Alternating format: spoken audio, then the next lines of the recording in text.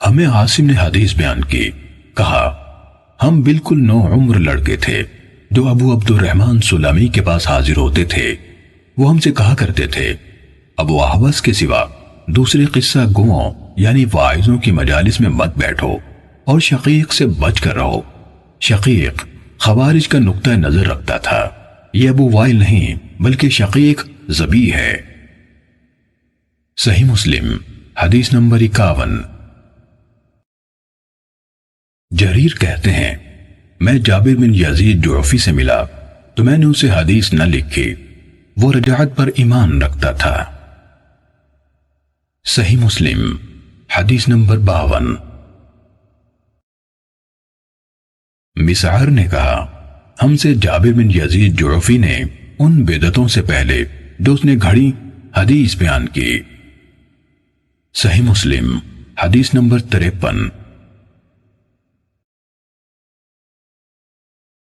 سفیان نے کہا جابر نے جس عقیدے کا اظہار کیا اس کے اظہار سے پہلے لوگ اس سے حدیث لیتے تھے، جب اس نے اس کا اظہار کر دیا تو لوگوں نے اسے اس کی بیان کردہ حدیث کے بارے میں مطعون کیا اور بعض نے اسے چھوڑ دیا۔ ان سے پوچھا گیا اس نے کس چیز کا اظہار کیا تھا؟ کہا رجعت پر ایمان کا۔ صحیح مسلم حدیث نمبر 54۔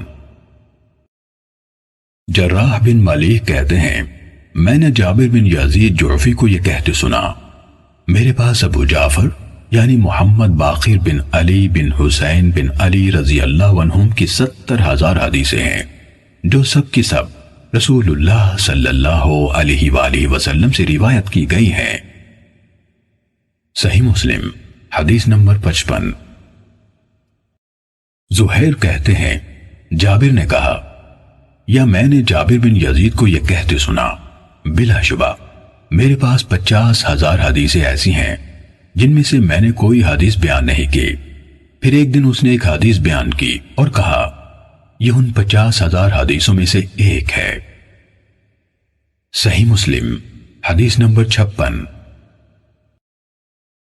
سلام بن ابی مطیع کہتے ہیں میں نے جابر جعفی کو یہ کہتے سنا میرے پاس رسول اللہ صلی اللہ علیہ وآلہ وسلم سے روایت کردہ 50,000 حدیث ہیں۔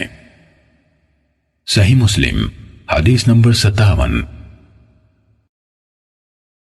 سفیان بن عیینہ نے کہا میں نے ایک آدمی سے سنا اس نے جابر سے ارشاد ربانی فلن ابرح الارض حتى يأذن لي ابی او يحكم الله لي وهو خیر الحاکمین، یعنی اب میں اس زمین سے ہرگز نہ ہلوں گا یہاں تک کہ میرا باپ مجھے اجازت دے یا اللہ میرے لیے فیصلہ کر دے، اور وہ سب فیصلہ کرنے والوں سے بہتر ہے کے بارے میں سوال کیا تو جابر نے کہا اس کی تفسیر ابھی ظاہر نہیں ہوئی۔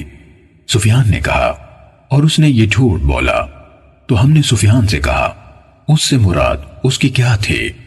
انہوں نے کہا روافظ کہتے ہیں حضرت علی رضی اللہ عنہ بادلوں میں ہیں، ان کی اولاد میں سے جو کوئی خروج کرے گا ہم اس کے ساتھ خروج نہیں کریں گے حتیٰ کہ آسمان کی طرف سے پکارنے والا یعنی اس کی مراد علی سے ہے پکارے، یقیناً وہی پکارے گا کہ فلاں کے ساتھ مل کر خروج کرو۔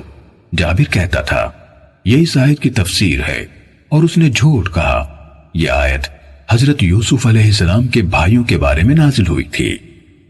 صحیح مسلم حدیث نمبر 58۔ سفیان سے روایت ہے کہا میں نے جابر کو تقریباً 30,000 حدیث بیان کرتے ہوئے سنا ہے، میں ان میں سے ایک حدیث بیان کرنا بھی حلال نہیں سمجھتا چاہے اس کے بدلے میرے لیے اتنا اور اتنا ہو۔ امام مسلم نے کہا میں نے ابو غسان محمد بن عامر رازی سے سنا، کہا میں نے جریر بن عبد الحمید سے پوچھا، میں نے کہا یہ جو حارث بن حسیرہ ہے آپ اس سے ملے ہیں؟ کہا ہاں، لمبی خاموشی والا بوڑھا ہے، ایک بہت بڑی بات پر اصرار کرتا ہے۔ صحیح مسلم حدیث نمبر 59۔ عبد الرحمن بن مہدی نے حماد بن زید سے روایت کی، کہا ایوب نے ایک دن ایک شخص کا ذکر کیا اور کہا وہ کج زبان یعنی جھوٹا، تہمت تراش اور بد زبان تھا۔